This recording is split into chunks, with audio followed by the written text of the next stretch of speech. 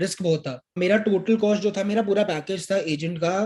Paris में भी एक प्रॉब्लम आई थी। It is a very important tip कि जब आप hi guys, this is Gursahib and welcome back to my channel. I hope you all are doing very well. So जैसे कि आप लोग जानते हो कि यार इंडिया से कनाडा की जो डायरेक्ट फ्लाइट्स हैं वो आजकल बैन हो रखी हैं। तो लोग क्या कर रहे हैं, इंडिया से किसी और कंट्री में जाते हैं, वहाँ कुछ दिन के लिए क्वारंटीन करते हैं, वहाँ कुछ दिन के लिए रहते हैं एंड देन वहाँ से वो लोग कनाडा आते हैं। सो ये जो है आजकल प्रोसेस चल रहा है। तो आज की वीडियो में हम माधव से बात करने वाले हैं जो इंडिया से कनाडा आए और उन्होंने सर्बिया में क्वारंटीन किया। बेसिकली वो इंडिया से सर्बिया गए, वहाँ पे उन्होंने कुछ दिन के लिए क्वारंटीन किया, देन सर्बिया से वो कनाडा आए। तो उनसे बात करते हैं एंड देखते हैं कि उनका पूरा का पूरा रूट क्या था, कितना खर्चा आया, कितने दिन के लिए उनको क्वारंटीन करना था, क्या क्या डॉक्यूमेंट्स रिक्वायर्ड थे। तो सारी की सारी चीज़ें उनसे जानते हैं and let's start the video. Okay, so thanks Madhav मेरा इनविटेशन एक्सेप्ट करने के लिए और इस वीडियो में आने के लिए। तो मेरे को यार सबसे पहले अपने बारे में बताओ कि आप कौन से कोर्स करने आए हो, कौन से कॉलेज में आए हो और इंडिया में कहाँ से। मेरा नाम माधव है। मैं दिल्ली से हूँ। एंड मैंने दिल्ली में बैचलर्स इन कंप्यूटर एप्लीकेशंस करा था। एंड उसके बाद मैंने 1 साल का ब्रेक लिया था। उसके बाद मैंने कोर्स लिया है international business management Niagara college में। किस रीजन से आपने डिसाइड किया कि इस टाइम आप ट्रैवल करोगे, तो आपको कोई डर वगैरह नहीं था कि यार इस टाइम कहीं फंस गए, क्योंकि आजकल यार बहुत सारे बच्चे फंस रहे हैं अलग अलग कंट्री। तो एक्चुअली हुआ क्या था, मैं पहले दोहा का रूट बुक करने वाला था। बट जैसे ही मैंने सोचा कि बुक करता हूँ, 1-2 दिन बाद करूंगा, उसी दिन जिस दिन मैंने करना था रूल आ गया था कि 10 डेज का क्वारंटीन है। फिर उसके 4-5 दिन बाद जब मैंने और ऑप्शन एक्सप्लोर करे तो एक यूक्रेन का रूट था। बट वो भी ऐसी था क्योंकि फर्स्ट वीक ऑफ अगस्त के टाइम पे ये बात चल रही थी कि शायद उसमें भी क्वारंटीन आ जाए। ओके। मैं रिस्क नहीं लेना चाहता कि मैं इतने पैसे भी खर्च हों एकदम से क्वारंटीन या फिर मेरे को डिपोर्ट होना पड़े। तो मुझे सेफ रूट चाहिए था। राइट। उस टाइम पे सर्बिया एक रूट था जिसमें पता था कि 7 डेज क्वारंटीन है ही है। अब राइट। इससे ज्यादा कुछ बढ़ नहीं सकता, ज्यादा होगा तो हटेगा ही। तो सर्बिया में कोई बहुत अच्छा ऑप्शन लगा था, इसलिए मैंने सर्बिया लिया। ओके, तो आप कनाडा कब आए। मैं 13th को पहुंचा था टोरंटो। 13 अगस्त। 13 अगस्त। और इंडिया से कब बोर्ड की थी फ्लाइट। 5th की मेरी फ्लाइट थी, 5th रात की। तो यार माधव मेरे को ये बताओ कि आपने कहाँ से बोर्ड किया था और कहाँ डी बोर्ड किया था। आई मीन टू से मतलब पूरा एग्जैक्ट आपका रूट क्या था दिल्ली से टोरंटो। मेरा एग्जैक्ट रूट था दिल्ली टू दोहा। वहां पे 2-3 घंटे का layover. Hmm. Then Belgrade Serbia. Hmm. उसके बाद वहाँ पे 7 डेज स्टे या क्वारंटीन। हम्म। उसके बाद बेलग्रेड से पेरिस, पेरिस में 2-3 घंटे का लेओवर। हम्म। उसके बाद पेरिस से टोरंटो। ओके। ओके। ये मेरा एग्जैक्ट रूट था। 7 डेज क्वारंटीन था, मैंडेटरी क्वारंटीन है सर्बिया का। बट वो क्वारंटीन तो नहीं कहेंगे कि वो क्वारंटीन है। हम्म। उनका बेसिकली रूल यही था पहले जो था कि आप टेस्ट कराओ और हम्म। चले जाओ। ओ, बट उन्होंने वो फिर हटा देता। 7 डेज क्वारंटीन इसलिए करा था, उनका मेजर पर्पस ये था कि हम्म। एक तो एक ऐसी कंट्री से हम बच्चे आने दे रहे हैं जहाँ पे डेल्टा के केसेस बहुत है। ओके। और उसके बाद भी अगर हम टूरिज्म से पैसा नहीं कमा पा रहे, रिस्क बहुत था। तो ओके। उनका बेसिकली यही पर्पस था कि हमारे टूरिज्म बढ़ जाए। अगर आ ही रहे हैं, उन्होंने कुछ मना तो करा ही नहीं कि नहीं आ सकते, आ सकते हो बट क्वारंटीन करो 7 डेज, यहाँ पे एक्सप्लोर करो, टूरिज्म हमारा बढ़ाओ। राइट राइट, ठीक है, समझ गया मैं। तो यार जहाँ जहाँ आपने फ्लाइट बोर्ड की थी, जैसे आपने कहा कि आपने दोहा से ही फ्लाइट बोर्ड की थी, दिल्ली से भी की, राइट। तो राइट। आपको डॉक्यूमेंट्स वगैरह क्या क्या दिखाने पड़े थे अपने इमिग्रेशन वगैरह दिल्ली पे मेरे से ऑनवर्ड टिकट मांगी थी। मेरे से उन्होंने पूछा कि आप कहाँ जा रहे हो। मैंने बोला मैं अभी तो सर्बिया जा रहा हूँ, मैं वहां पे 7 डेज क्वारंटीन करूंगा। बिकॉज मैं सील को सीधा सीधा बोला, झूठ क्या बोलना। में। मैंने राइट। बोला मैं 7 डेज क्वारंटीन करूंगा वहां पे। On hmm. अराइवल वीजा है। हम्म। एंड उसके बाद मैं आगे कनाडा जाऊंगा, मेरे पास कनाडा का स्टूडेंट वीजा है। तो उन्होंने मेरे से दोनों टिकट्स मांगी, हम्म। नेगेटिव रिपोर्ट्स मांगी। एक हम्म। फॉर्म उन्होंने मुझे यहाँ पे फिल करने के लिए सर्बिया का, जो यूजलेस था, किसी काम नहीं है, बस उन्होंने ऐसे ही फॉर्म फिल कराया था दिल्ली एयरपोर्ट। दिल्ली एयरपोर्ट पे ही। मतलब मेरे को सबसे ज्यादा जो डॉक्यूमेंट्स मांगे थे वो दिल्ली एयरपोर्ट पे ही मांगे थे। बाकी बहुत स्मूथ था। Okay, fine. और दोहा एयरपोर्ट पे क्या क्या डॉक्यूमेंट्स देखे थे आपसे। वहां पे मुझसे कुछ भी नहीं मांगा, बिकॉज वहां पे वो था, लेओवर था 2-3 घंटे का, तो उन्होंने कोई डॉक्यूमेंट नहीं मांगा। Okay. Okay, that make sense. फिर या सर्बिया में जब आप फ्लाइट डी बोर्ड की होगी, जब आप पहुंचे होगे सर्बिया, तब क्या क्या डॉक्यूमेंट्स मांगे थे और जब। कोई डॉक्यूमेंट नहीं मांगा। उन्होंने मेरे से मेरा पासपोर्ट लिया, हम्म। पासपोर्ट पे वीजा स्टैम्प करा। बस उन्होंने मेरे से नेगेटिव रिपोर्ट भी नहीं मांगी। बस 2 सेकंड लगे, पासपोर्ट लिया, शक्ल देखी, स्टैम्प कैन भेज दिया। Hardly 2 second, 5 second maximum. और जब बोर्ड कर रहे थे सर्बिया से टोरंटो के लिए, तब। सर्बिया से टोरंटो के लिए उन्होंने मेरे से मेरे दोनों नेगेटिव रिपोर्ट्स मांगी। एक हम्म। तो वहां पे 2 बार नेगेटिव वहां पे टेस्ट होता है। जैसे ही मैं लैंड करूंगा सर्बिया, तो हम्म। मुझे एयरपोर्ट पे ही एक बार टेस्ट कराना है। ओके। और मेरे को उससे पहले 72 आवर्स प्रायर मेरे को एक और नेगेटिव रिपोर्ट चाहिए होती है, कनाडा के लिए चाहिए होती है। उन्होंने मेरे से वो दोनों चीजें मांगी और टिकट मांगी, दैट्स इट, नथिंग एल्स। तो यार ठीक है, तो टोटल कॉस्ट आपकी कितनी थी? मेरा टोटल कॉस्ट जो था, मेरा पूरा पैकेज था एजेंट का, विच वॉज 2,05,000, जिसके अंदर मेरी टिकट्स, सारी टिकट्स थी, होटल का स्टे था, होटल के अंदर ब्रेकफास्ट लंच डिनर तीनों, टैक्सी आना जाना दोनों तरफ, उसके बाद कोविड का टेस्ट, वहां पे कोविड का टेस्ट अराउंड 11-12 हजार दिनार का है, विच इज अराउंड 10,000-9,000, वो भी उसके अंदर इंक्लूडेड था। मतलब वहां पे मेरे को कुछ भी खर्चा करने की जरूरत नहीं थी सर्बिया में, सब कुछ इंक्लूडेड था 2,05,000 में। By Covid test you mean RTPCR? RTPCR, right. Okay, तो बेसिकली आपको 2,05,000 रुपीज लगे थे और उसमें आपका सब कुछ इंक्लूडेड था, सब कुछ दिल्ली एयरपोर्ट से बोर्ड करने से लेकर टोरंटो उतरने तक। बिल्कुल। तो आप कुछ एक्स्ट्रा अपने साथ पैसे लेके गए थे, जैसे कि यहाँ सर्बिया की लोकल करेंसी, क्योंकि आपको 7 दिन मैं वहां? यूरो लेकर गया था, वहां पे यूरो भी चल जाता है, ओके। और वहां पे लोग, वहां की लोकल करेंसी दिनार, सर्बियन दिनार, तो वो भी चेंज कराना, मैंने वहां से चेंज कराई थी। वो बिल्कुल पास में ही था, मेरे होटल के बिल्कुल सामने ही था, बेलग्रेड सिटी होटल था मेरा होटल, उसके बिल्कुल सामने वो था मनी एक्सचेंज, मैंने वहां से कराया था। तो यार होटल कैसा था? पर एक ये बताओ कि क्वालिटी ऑफ होटल क्या थी, उनका फूड कैसा था, और रूम सर्विस वगैरह, और रूम कितना कंफर्टेबल था? तो एक्चुअली उसमें दो कॉस्ट थी, 1,90,000 का भी था पैकेज। हम्म, उसके अंदर ये था कि आपको सिंगल रूम नहीं मिलेगा, शेयरिंग रूम था। मेरे को एजेंट ने पहले ही रूम दिखा दिया था कि हम्म, रूम बहुत छोटा है, दो हम्म, बंदे रह सकते हैं, रहते भी हैं, काफी लोग रह भी रहे हैं, तो हम्म, उसमें कॉस्ट कम पड़ रही है, 1,90,000 है। और मैंने कहा नहीं, 7 दिन रुकना है, मैं किसी अननोन के साथ शेयर नहीं करूंगा, I want a private room. तो मुझे 2,05,000 का इसलिए पड़ा था, वरना 190 का था। हम्म, तो होटल अच्छा था, it was a very nice hotel, बहुत अच्छी लोकेशन थी, बेलगेट वाटर फ्रंट है, काफी वहां पे टूरिज्म का अच्छा स्पॉट है, उसके बिल्कुल पास में था, वॉकिंग डिस्टेंस था।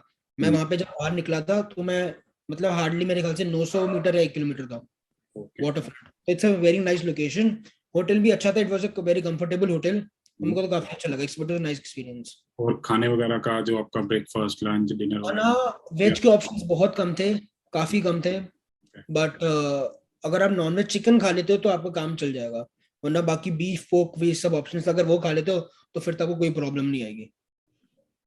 Make sense. ओके, तो यार आप अकेले थे या आपके साथ और भी लोग थे?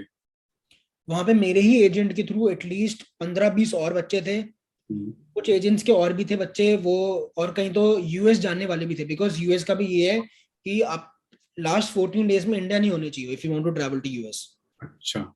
ओके। तो यूएस जाने वाले भी थे, हम्म, काफी अलग अलग जगह के थे वहां पे जो क्वारंटीन कर रहे थे।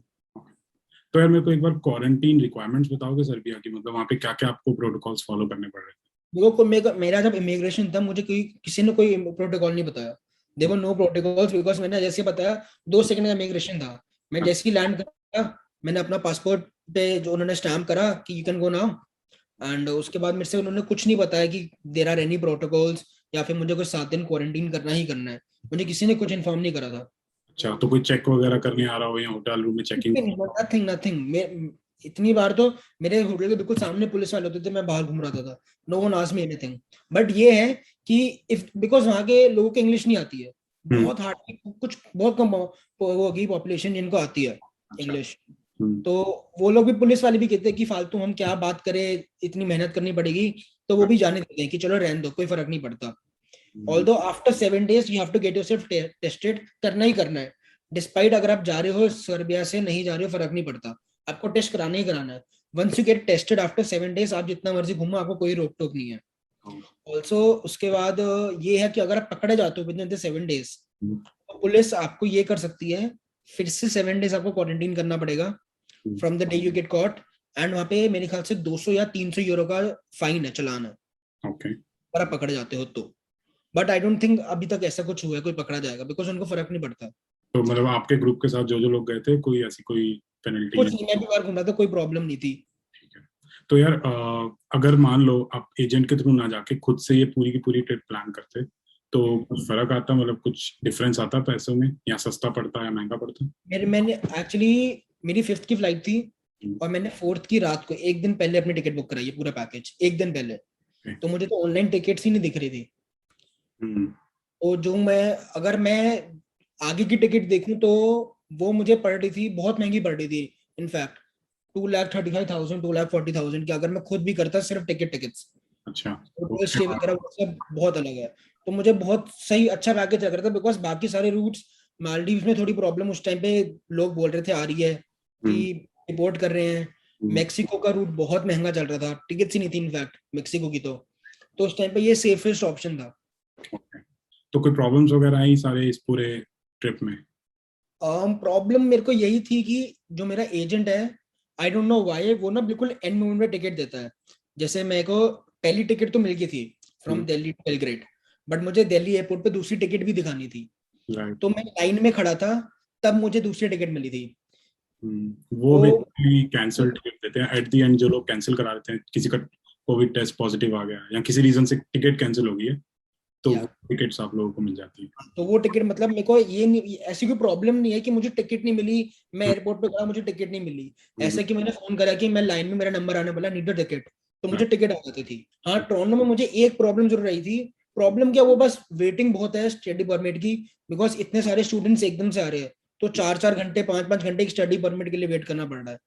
मेरे को 3.5 घंटे लग गए थे लाइन में खड़े हुए, एंड मैं बहुत परेशान था। वहां पे आप पानी कैरी नहीं कर सकते। राइट। एंड मैंने पुलिस, वहां पे जो वो पुलिस खड़ी थी, मैंने उनको बोला कि आई नीड सम वाटर, तो हम्म, उन्होंने पानी ला के दिया एक ग्लास में, क्योंकि उस टाइम पे वहां पे कुछ भी आप एक्सेस नहीं कर सकते हो। अच्छा। 3.5-4 घंटे लग ही रहे थे, ये सबसे कम था, मिनिमम टाइम था। बट मेरा जो ले ओवर था पेरिस में, मेरे को पेरिस में भी एक प्रॉब्लम आई थी, बिकॉज मेरी जो सेकंड फ्लाइट थी, it was from Serbia Belgrade to Paris and then to Toronto. मेरा पेरिस में 3 घंटे का ले ओवर था। तो मैं हम्म, तो यही सजेस्ट करूंगा, किसी का पेरिस में ले ओवर है, you should carry your credit card with you, क्योंकि वहां पे ऑलमोस्ट सारे शोज बंद थे हम्म, खाने पीने के। और आपको अगर कुछ भी एक्सेस करना है, पानी की बोतल कुछ भी लेना है, hmm, not accepting the local currency, they were not accepting euros, Canadian dollar, USD, सिर्फ क्रेडिट कार्ड ही चलेगा वहां पे। तो ये एक मुझे बहुत बड़ा इशू आया, और वहां पे उन्होंने मेरे से पोर्ट ऑफ एंट्री लेटर भी मांगा था वाइल वोटिंग। जब मैं पेरिस से वोट कर रहा था टू टोरंटो, तो उन्होंने तो मेरे से पोर्ट ऑफ एंट्री लेटर मांगा था। तो यार, जो लोग प्लान कर रहे हैं सर्बिया से आने का, तो उनके लिए आप कोई टिप्स वगैरह देना चाहोगे कि क्या करना चाहिए या क्या नहीं करना चाहिए? मैं यही सजेस्ट करूंगा कि काफी एजेंट्स बोल रहे हैं कि आप, अब कोई इतना चेकिंग नहीं हो रही, हम्म, तो आप आराम से बहुत घूमो। मैं सजेस्ट करूंगा, ठीक है, आसपास एक्सप्लोर करना है सिटी को, हम्म, मतलब वॉक डिस्टेंस पे जितना एक्सप्लोर करना है कर लो, बहुत दूर मत जाओ होटल से, हम्म, ताकि इनकेस आप पकड़े भी जाओ, तो आप ये बोल सकते हो कि मैं यहाँ पे कुछ अपना इंपॉर्टेंट सामान लेने आया हूँ, सिम लेने आया हूँ, या फिर कुछ भी इंपॉर्टेंट चीज लेने आया हूँ। हम्म, तो you have a good reason to support, अगर आप आसपास भी जा रहे हो। ये नहीं कि आप बस पकड़ के कहीं पूरा ही सिटी घूम रहे हो, एक्सप्लोर कर रहे हो, आप 50-60 किलोमीटर दूर चले गए, then you don't have a answer for it. आप उसको बोल नहीं सकते हो पुलिस को कि हम यहाँ क्या कर रहे हैं। आसपास ही हूँ, मैं भी आसपास गया था। मैं ये सजेस्ट करूंगा। ऑल्सो 7 डेज जो स्टे है वो करो ही करो। ओके। एक डे स्टे वाला अगर कोई सजेस्ट भी कर रहा है, वो वाला रूट मत लो, इट डजेंट मेक सेंस। हम्म, पकड़े गए तो फालतू में डिपोर्ट हो गए, जो सारे पैसे सारे वेस्ट जाएंगे, तो it doesn't make sense. Right. और दोनों टाइम अपनी नेगेटिव रिपोर्ट्स अपने साथ रखो ही रखो, बिकॉज वो चेक करेंगे ही करेंगे। एंड मेरे को एक और चीज जो मेरे एजेंट ने सजेस्ट करी थी, मैं वो भी सजेस्ट करूंगा। It is a very important tip, कि जब आप जा रहे हो तो बेलग्रेड की testing is not very efficient, it's not very good. Covid तो टेस्ट। कोविड की आरटीपीसीआर हम्म, कभी कभार पॉजिटिव भी आ जाता है, फॉल्स पॉजिटिव रिपोर्ट आ रही है। तो ही सजेस्टेड मी कि आप 6 घंटे पहले जाओ, हम्म, या आप एक दिन पहले जाके अपना टेस्ट करा लो। ओके। 6 घंटे पहले जाओगे तो 2 घंटे में रिपोर्ट आ जाती है आरटीपीसीआर की बेलग्रेड में। हम्म, सो इन केस अगर आपको पॉजिटिव भी आता है, हम्म, आपके पास फिर भी 4 घंटे हैं टू बोर्ड योर फ्लाइट। आप फिर से एक और बार टेस्ट करा सकते हो, आपके पास फिर भी 2 घंटे पड़े होंगे, बफर टाइम होगा एक और बार टेस्ट कराने का। ओके। अगर आप पहले ही 2-3 या 4 घंटे पहले जाओगे, तो आप हम्म, एक और बार टेस्ट नहीं करा सकते हो, आपके फ्लाइट के पैसे वेस्ट जाएंगे। जी, जो आरटीपीसीआर टेस्ट है ये होता कहाँ है आपका? एयरपोर्ट पे होता है या कहीं किसी एयरपोर्ट पे ही, काउंटर? Airport airport. पे ही काउंटर है बेलग्रेड से, एयरपोर्ट पे ही आरटीपीसीआर का काउंटर है। You have to fill a form, वहां पैसे देने हैं, और हार्डली 5 मिनट में हो जाता है। तो आप किसी को अगर लोकल करेंसी सजेस्ट करोगे कितनी लेके जानी है, तो कितनी आपने सजेस्ट की थी? आपका आरटीपीसीआर वगैरह सब कुछ इंक्लूडेड है, हम्म, एवरीथिंग इज इंक्लूडेड। हम्म, तो मैक्स टू मैक्स 100 या 200 euro, that's it, not more than that. That is more than enough, वो भी बच जाएंगे। तो मतलब रूट सेफ है, कोई इशू नहीं आएगा किसी को, और एट द एंड टोरंटो पहुंच ही जाएंगे? बहुत आराम से, बहुत सेफ रूट है। अगर आप 7 डेज क्वारंटीन कर रहे हो, हम्म, मतलब वहां स्टे कर रहे हो, हम्म, आपको कोई प्रॉब्लम नहीं आएगी, कोई इशू नहीं आएगा, बिकॉज आप बिल्कुल सही अच्छे रूट से जा रहे हो। वो रूट बेलग्रेड बल्कि इनकरेज कर रहा है आपकी, और वो कह रहा है कि आप आ जाओ, रुको। आज भी ऑन अराइवल वीजा सब कुछ है। आपको ये नहीं बोलेंगे आप वापस जाओ, आप यहाँ से कनाडा क्यों जा रहे हो, आप तो वहाँ 7 डेज रुक के जा रहे हो ना, तो उनको कोई प्रॉब्लम नहीं है अगर आप 7 डेज रुक रहे हो। तो वो it is a very safe route, it is a very nice route, I would highly recommend it. So thank you Madhav यार, आपने बहुत यूजफुल इन्फॉर्मेशन दी। आई होप कि जो लोग ये वीडियो देख रहे हैं उनको काफी इन्फॉर्मेशन मिलेगी और वो प्लान कर पाएंगे अपनी trip accordingly. So thanks a lot यार इस वीडियो पे आने के लिए। नो इश्यूज भैया, नो इश्यूज। तो ये थे माधव जो कि इंडिया से कनाडा आए via Serbia. And I hope आपको ये वीडियो बहुत यूजफुल लगी होगी और इन्फॉर्मेटिव लगी होगी। और अगर आपको ये वीडियो अच्छी लगी तो please hit that like button. And अगर आप ऐसी और वीडियोस देखना चाहते हो तो please subscribe to this channel and hit that bell notification icon, क्योंकि जब आप लोग यार सब्सक्राइब करते हो तो मेरे को बहुत मोटिवेशन मिलती है और वीडियोज़ बनाने की। And as always stay healthy and keep hustling.